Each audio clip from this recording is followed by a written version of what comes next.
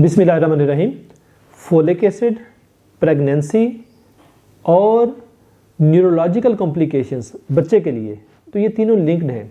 इस वीडियो में short message ये है कि जब कोई कपल प्रेगनेंसी के लिए प्लान करते हैं तो खातून को 1 महीना पहले से ही फोलिक एसिड स्टार्ट कर देना चाहिए। ये इतना सस्ती सी दवाई है कि यानी कि 100 रुपये की या मेरे ख्याल 80 रुपये की आपको कोई 2 महीनों की दवाई मिल जाती है। बिल्कुल छोटी सी गोली होती है, तो लेकिन इसका बेनिफिट बहुत ज़्यादा है। तो बच्चे के अंदर जो उसका ब्रेन है, उसका स्पाइनल कार्ड है यानी हराम मगज़ है, इसकी कॉम्प्लिकेशंस नहीं आती, इसकी चांसेस बहुत कम हो जाते हैं।